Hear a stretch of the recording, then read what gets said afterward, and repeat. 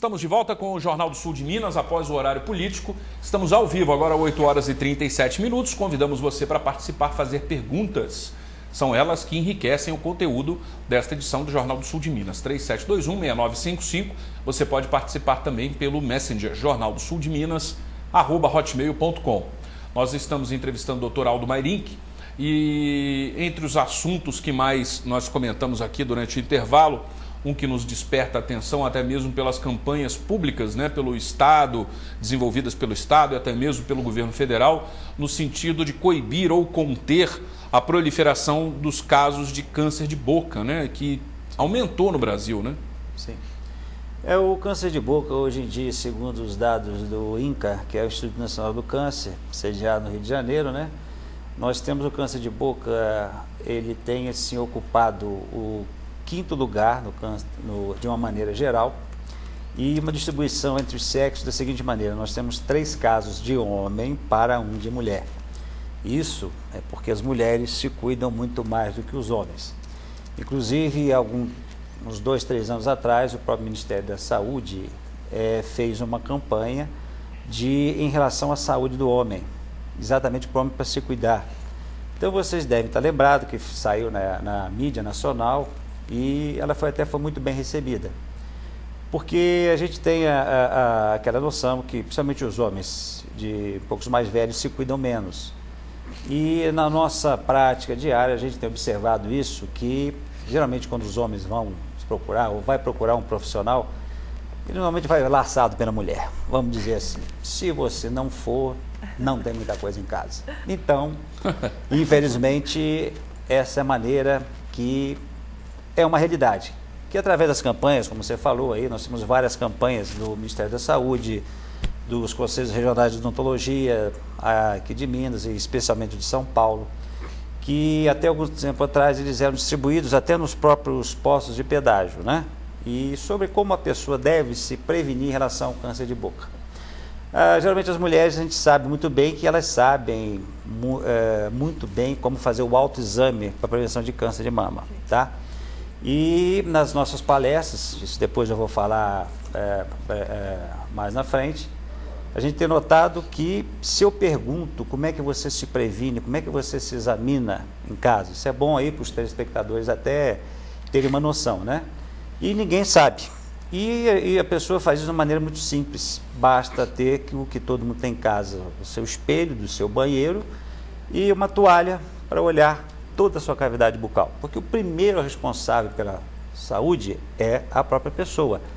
Depois, então, que se ela tiver algum problema, aí sim ela vai procurar um profissional da área. Geralmente, para procurar seu próprio cirurgião dentista, o seu médico de confiança, que eu tenho certeza que ele vai saber orientar muito bem se a pessoa achar nesse autoexame alguma coisa diferente daquilo que a gente considera normal.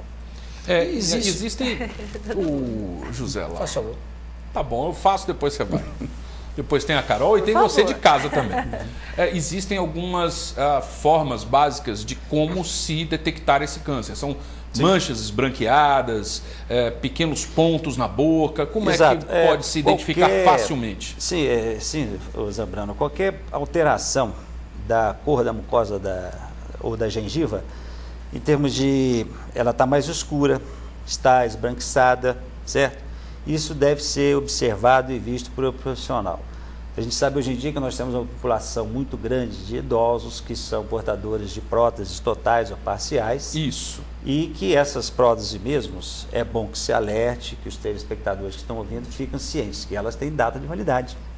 Não são para o todo e o sempre. E normalmente a gente encontra pessoas usando as mesmas próteses, vamos colocar assim, 20 ou 30 anos.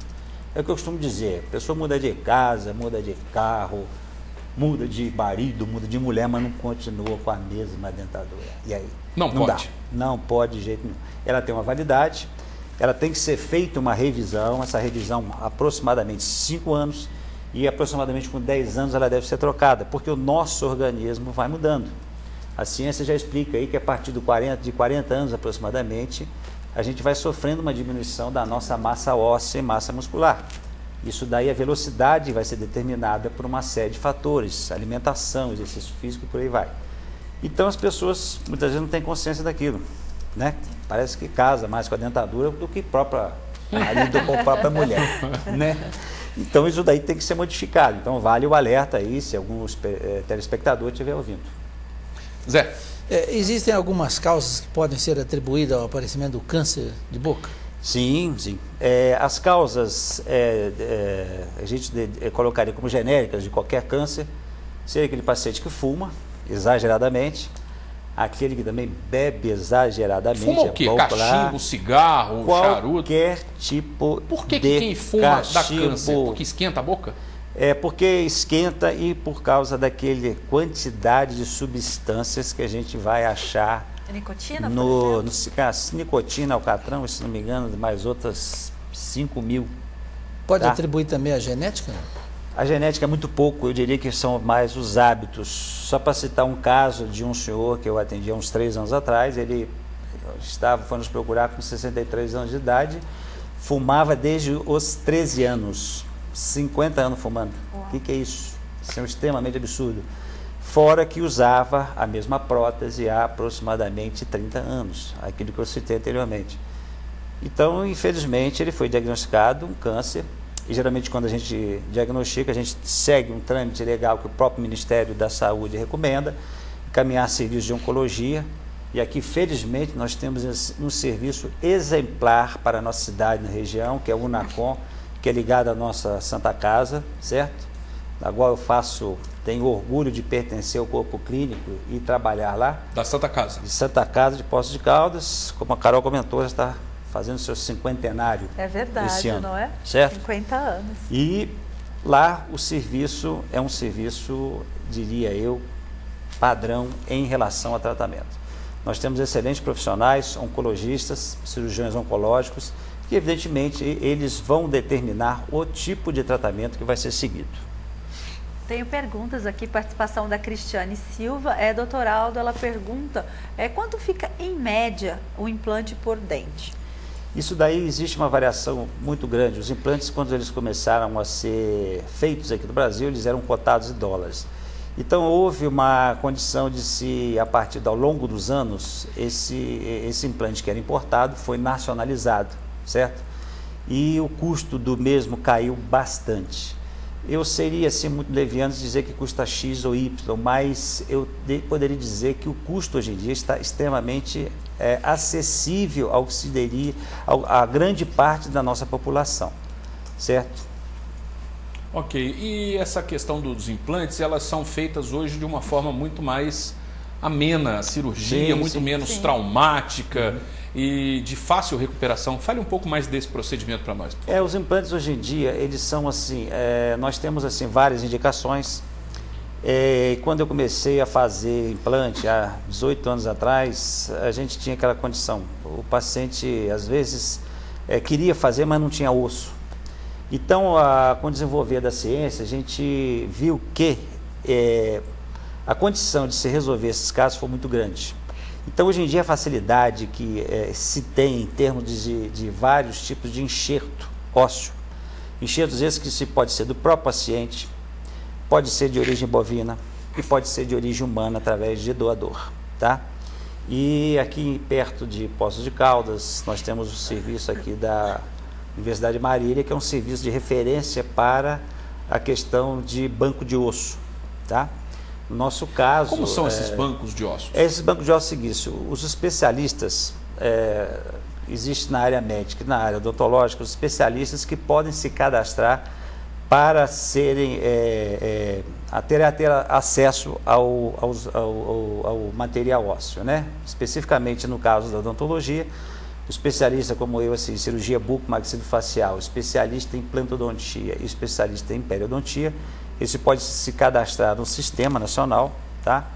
Porque esse cadastro é exatamente para seguir todas as normas técnicas e as normas relativas à nossa legislação, porque a legislação brasileira não se admite que se venda órgão ou parte de órgão, como é o nosso caso, tá?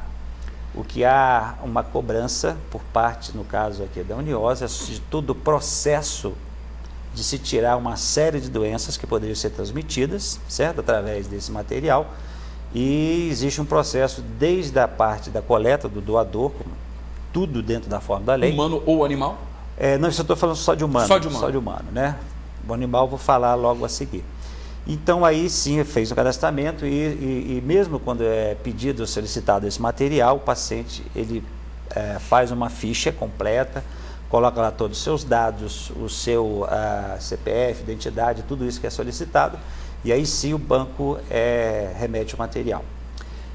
Nós temos outro tipo de enxerto, né, que é de origem animal, esse sim de origem bovina, que ele é de uma maneira que esse sim pode ser comercializado, e ele é da maneira que através do processo de liofilização. Esse processo nada mais do que você retirar quase que 95% da água, conservar só o material orgânico, tá? Isso você não necessita assim de refrigeração ou de nenhum processo especial para conservação, tá? Esse a gente utiliza para pequenas situações. E a outra também, é claro, que também o paciente pode ser conscientizado que ele pode ser removido osso, tanto do seu próprio maxilar, da mandíbula, dos arcos costais, da crista do ilíaco, isso dependendo exatamente para a necessidade que se tenha, né, do de caso. Reconstrução de algum caso, algum pode ser acidente, por reconstruído. exemplo. O que se faz hoje em dia em termos de engenharia médica, a coisa é fantástica. Eu vou um pouco mais além. Isso são pesquisas aqui das nossas universidades, principalmente aqui da USP, né?